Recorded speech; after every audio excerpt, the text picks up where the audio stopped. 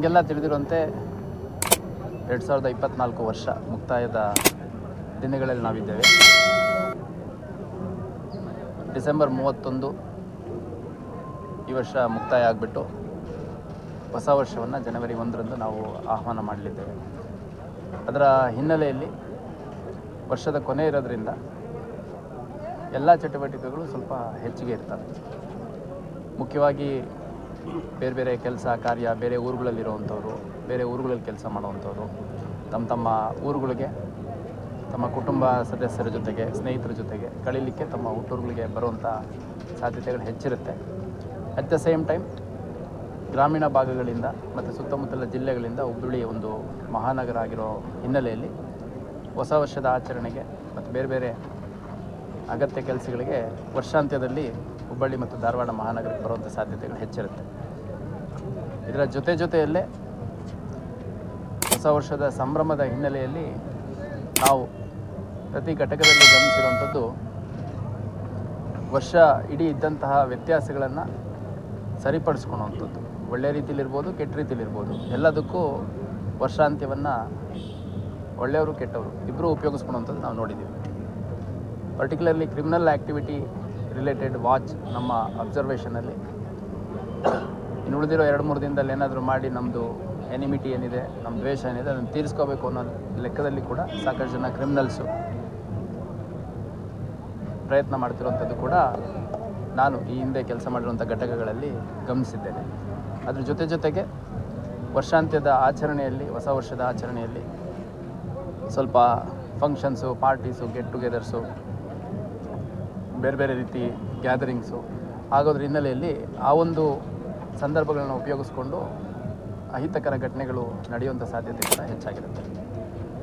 ಅದೆಲ್ಲದರ ಹಿನ್ನೆಲೆಯಲ್ಲಿ ಹಲವಾರು ಚಟುವಟಿಕೆಗಳನ್ನ ಇವತ್ತು ನಾಳೆ ನಾಡಿದ್ದು 3 ದಿನ ನಮ್ಮ ಇಲಾಖೆ ವತಿಯಿಂದ ಒಂದು ಶಾಂತಿಯುತ ಮತ್ತು ಸುರಕ್ಷಿತ ವರ್ಷಾಂತ್ಯದ ಮತ್ತು ಹೊಸ ವರ್ಷದ ಆಚರಣೆಯನ್ನು ಮಾಡಲಿಕ್ಕೋಸ್ಕರ ಹಲವಾರು ಕ್ರಮಗಳನ್ನು ಕೈಗೊಳ್ಳಲಿಕ್ಕೆ ನಮ್ಮ ಅಧಿಕಾರಿಗಳಿಗೆ ಸೂಚನೆ ನೀಡಿದ್ದೇನೆ. ಅದರ ಒಂದು ಭಾಗವಾಗಿ ಇವತ್ತು ಅವಳಿ ನಗರದಲ್ಲಿ ಏನು ಡ್ರಗ್ ಪೆಡ್ಲರ್ಸ್ ಇದ್ದಾರೆ, ಆ ಪೆಡ್ಲರ್ಸ್ ಪೆರೇಡನ್ನು ಇವತ್ತು ಮಾಡ್ತಾಯಿದ್ದೀವಿ. ನಮ್ಮಲ್ಲಿ ಈ ವರ್ಷ ಸುಮಾರು 50ಕ್ಕೂ ಹೆಚ್ಚು ಡ್ರಗ್ ಪೆಡ್ಲಿಂಗ್ ಪ್ರಕರಣಗಳನ್ನು ನಾವು ದಾಖಲು ಮಾಡಿಕೊಂಡಿದ್ದೇವೆ. ಅದರಲ್ಲಿ ಸುಮಾರು 200ಕ್ಕೂ ಹೆಚ್ಚು ಪೆಡ್ಲರ್ಸನ್ನು, ಹಳೆಯ ಪೆಡ್ಲರ್ಸು ಮತ್ತು ಹೊಸ ಪೆಡ್ಲರ್ಸು ಎಲ್ಲ ಸೇರಿ ಸುಮಾರು 200ಕ್ಕೂ ಹೆಚ್ಚು ಪೆಡ್ಲರ್ಸನ್ನು ನಾವು ಐಡೆಂಟಿಫೈ ಮಾಡಿ 20B NDPS ಕಾಯ್ದೆ ಅಡಿಯಲ್ಲಿ ನಾವು ಕ್ರಮ ಕೈಗೊಂಡಿದ್ದೇವೆ. ಅದ್ರ ಜೊತೆಗೆ ಸುಮಾರು 2000ಕ್ಕೂ ಹೆಚ್ಚು ಶಂಕಿತ ಮಾದಕ ವಸ್ತುಗಳ ವ್ಯಸನಿಗಳನ್ನು ಗುರುತಿಸಿ ಅವ್ರನ್ನ ಪರೀಕ್ಷೆಗೊಳಪಡಿಸಿದಂಥ ಸಂದರ್ಭದಲ್ಲಿ ಸುಮಾರು 1000ದಷ್ಟು ಕನ್ಸಂಪ್ಷನ್ ಮಾಡುವಂಥದ್ದು ಕಂಡು ಬಂದ ಹಿನ್ನೆಲೆಯಲ್ಲಿ 200ಕ್ಕೂ ಹೆಚ್ಚು ಪ್ರಕರಣವನ್ನು ಕಳೆದ 4-5 ತಿಂಗಳಲ್ಲಿ ನಾವು ದಾಖಲು ಮಾಡ್ಕೊಂಡಿದ್ವಿ. ಅದರ ಹಿಂದೆ ಕೂಡ ಸಾಕಷ್ಟು ಪ್ರಕರಣಗಳು ದಾಖಲಾಗಿವೆ. ಅದರ ಒಂದು ಭಾಗವಾಗಿ ನಮ್ಮ ಅವಳಿ ನಗರದಲ್ಲಿ ಇರುವಂತಹ ಒಟ್ಟು 442 ಡ್ರಗ್ ಪೆಡ್ಲರ್ಸು, ಇವರು ಕಳೆದ 10 ವರ್ಷಗಳಲ್ಲಿ ನಮ್ಮಲ್ಲಿ ದಾಖಲಾಗಿರುವಂಥ ಪ್ರಕರಣಗಳಲ್ಲಿ ಪೆಡ್ಲರ್ಸ್ ಆಗಿ ಐಡೆಂಟಿಫೈ ಆಗಿರುವಂಥದ್ದು. ಅವರಲ್ಲಿ ಸುಮಾರು 210 ಜನ ಪೆಡ್ಲರ್ಸನ್ನು ಇವತ್ತು ನಮ್ಮ ಒಂದು ಡ್ರಗ್ ಪೆಡ್ಲರ್ಸ್ ಪೆರೇಡ್ಗೆ ನಮ್ಮ ಅಧಿಕಾರಿ ಮತ್ತು ಸಿಬ್ಬಂದಿಗಳು ಅವ್ರ ಮನೆಗೆ ಭೇಟಿ ನೀಡಿ ಅವ್ರನ್ನ ಕರ್ಕೊಂಬಂದು ಸ್ಟೇಷನಲ್ಲಿ ವೆರಿಫೈ ಮಾಡ್ಕೊಂಡು ಇಲ್ಲಿ ಹಾಜರು ಮಾಡಿದ್ದಾರೆ. ಅವರೆಲ್ಲರ ಮೇಲೆ ನಾವು ಡೋಸಿಯರ್ಸನ್ನು ಓಪನ್ ಮಾಡಿದ್ದೇವೆ. ಆ ಡೋಸಿಯರ್ಸ್ನ ಅಪ್ಡೇಟ್ ಮಾಡ್ಕೊಳ್ಳೋವಂಥದ್ದು, ಅವ್ರ ಫೋನ್ ನಂಬರ್ ಏನಿದೆ, ಅವ್ರ ಮನೆ ಅಡ್ರೆಸ್ ಏನಿದೆ, ಅವ್ರ ಅಸೋಸಿಯೇಟ್ಸ್ ಯಾರಿದ್ದಾರೆ, ಮತ್ತು ಅವ್ರದ್ದು ಮೊಬೈಲ್ ವೆರಿಫೈ ಮಾಡಿದಂಥ ಸಂದರ್ಭದಲ್ಲಿ ಯಾರು ಅವರ ಸಹಚರರಿದ್ದಾರೆ, ಜೊತೆಗೆ ಯಾರಿದ್ದಾರೆ, ಮತ್ತು ಬೇರೆ ಅಕೌಂಟ್ ಡೀಟೇಲ್ಸು ಸೇರಿದಂತೆ ಸಾಕಷ್ಟು ಮಾಹಿತಿಯನ್ನು ಅಪ್ಡೇಟ್ ಮಾಡ್ಕೊಂಡಿದ್ದಾರೆ. ಇನ್ನು ಸುಮಾರು 230ರಷ್ಟು ಜನ ಇವತ್ತು ಬಂದಿಲ್ಲ. ಅದರಲ್ಲಿ 50ಕ್ಕೂ ಹೆಚ್ಚು ಜನ ಹೊರ ರಾಜ್ಯದವರಿದ್ದಾರೆ. ಸುಮಾರು 30ಕ್ಕೂ ಹೆಚ್ಚು ಜನ ಇವತ್ತಿಗೂ ಜುಡಿಷಿಯಲ್ ಕಸ್ಟಡಿಯಲ್ಲಿದ್ದಾರೆ. ಅದರಲ್ಲೊಂದು 8-10 ಜನ ಮೃತ ಹೊಂದಿರೋರಿದ್ದಾರೆ.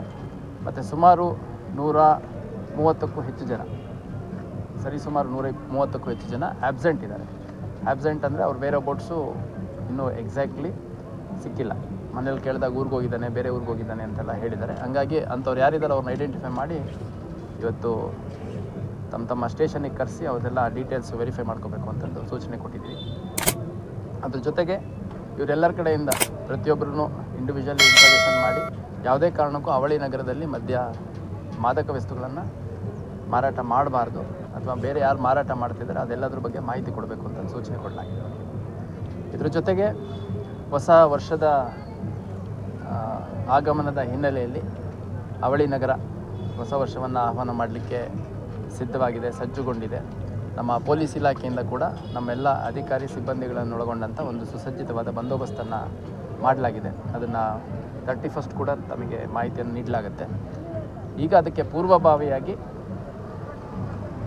ಹಲವಾರು ಪ್ರಯತ್ನಗಳನ್ನು ಮಾಡಲಾಗಿದೆ. ಅದರಲ್ಲಿ ಮುಂಜಾಗ್ರತಾ ಕ್ರಮಗಳನ್ನು ಕೈಗೊಳ್ತಾ ಇದ್ದೀವಿ. ರೌಡಿ ಶೀಟರ್ಸ್ ಇರ್ಬೋದು, ಡ್ರಗ್ ಪೆಡ್ಲರ್ಸ್ ಇರ್ಬೋದು, MOB ಅಫೆಂಡರ್ಸ್ ಇರ್ಬೋದು, ಅಥವಾ ಬೇರೆ ಯಾವುದೇ ರೀತಿ ಸಾಮಾಜಿಕ ಜಾಲತಾಣಗಳಲ್ಲಿ ಅಶಾಂತಿ ಉಂಟು ಮಾಡುವಂಥ ಪ್ರಯತ್ನ ಮಾಡುವಂಥವ್ರು ಇರ್ಬೋದು, ಕಮ್ಯುನಲ್ ಹಾರ್ಮೋನಿ ಡಿಸ್ಟರ್ಬೆನ್ಸ್ ಮಾಡಲಿಕ್ಕೆ ಪ್ರಯತ್ನ ಮಾಡುವಂಥವ್ರು ಇರ್ಬೋದು, ಅಂತೆಲ್ಲ ಎಲ್ಲರ ಮೇಲೆ ಮುಂಜಾಗ್ರತಾ ಕ್ರಮ ಕೈಗೊಳ್ಳಲಾಗಿದೆ. ಗುಪ್ತ ಮಾಹಿತಿ ಸಂಗ್ರಹ ಮಾಡಲಿಕ್ಕೆ ನಿರ್ದಿಷ್ಟ ಸೂಚನೆಯನ್ನು ನೀಡಲಾಗಿದೆ. ಮತ್ತು ಯಾವ್ಯಾವ ಸ್ಥಳದಲ್ಲಿ ಜನ ಗ್ಯಾದರ್ ಆಗಲಿಕ್ಕೆ ಸಾಧ್ಯತೆ ಇದೆ, ಜನ ಸೇರಬಹುದು, ಮುಖ್ಯವಾಗಿ ಸಿನಿಮಾ ಥಿಯೇಟರ್ಸು, ಮಾಲ್ಸು, ರೆಸ್ಟೋರೆಂಟ್ಸು, ದೊಡ್ಡ ದೊಡ್ಡ ಹೋಟೆಲ್ಗಳು ಮತ್ತು ಕಮರ್ಷಿಯಲ್ ಏರಿಯಾಸು, ಮಾರ್ಕೆಟ್ಗಳು, ಅಲ್ಲೆಲ್ಲ ಕಡೆ ಉತ್ತಮವಾದ ಬಂದೋಬಸ್ತನ್ನು ಮಾಡ್ಕೋಬೇಕು. ಅಗತ್ಯ ಇರುವಂಥ ಜಾಗಗಳಲ್ಲಿ CCTV ಹೆಚ್ಚುವರಿಯಾಗಿ ಅವಶ್ಯಕತೆ ಇದ್ದರೆ ಹಾಕಬೇಕು ಅನ್ನೋಂಥದ್ದು ಕೂಡ ಸೂಚನೆ ನೀಡಲಾಗಿದೆ. ಸಾಮಾಜಿಕ ಜಾಲತಾಣಗಳ ಮೇಲೆ ನಿಗಾ ವಹಿಸಲಾಗಿದೆ. ಇತರೆ ಇಲಾಖೆಗಳ ಜೊತೆ ಒಂದು ಸಮನ್ವಯ ಸಭೆಯನ್ನು ನಾವು 29ನೇ ತಾರೀಕು ಅಂದರೆ ನಾಳೆ ಇಟ್ಕೊಳ್ಲಿಕ್ಕೆ ಪ್ರಪೋಸ್ ಮಾಡಿದ್ದೀವಿ. ಅದ್ರ ಜೊತೆಗೆ ಮುಖ್ಯವಾಗಿ ಇಯರ್ ಎಂಡಲ್ಲಿ ಮತ್ತು ನ್ಯೂ ಇಯರಲ್ಲಿ ಈ ಪಬ್ಲಿಕ್ ಟ್ರಾನ್ಸ್ಪೋರ್ಟ್ ಏನಿದೆ, ಆಟೋ ಚಾಲಕರಿರ್ಬೋದು ಅಥವಾ ಬೇರೆ ಕ್ಯಾಬ್ ಇರ್ಬೋದು, ಆ ಥರದ್ದು ಹೆಚ್ಚು ಓವರ್ ಚಾರ್ಜ್ ಮಾಡೋವಂಥದ್ದು ಅಥವಾ ಎಕ್ಸ್ಟ್ರಾ ಡಿಮ್ಯಾಂಡ್ ಮಾಡೋದು, ಆ ಥರದ್ದು ಯಾರ್ದು ಮಾಡಬಾರ್ದು ಅಂತ ನಾನು ಠಾಣವಾರು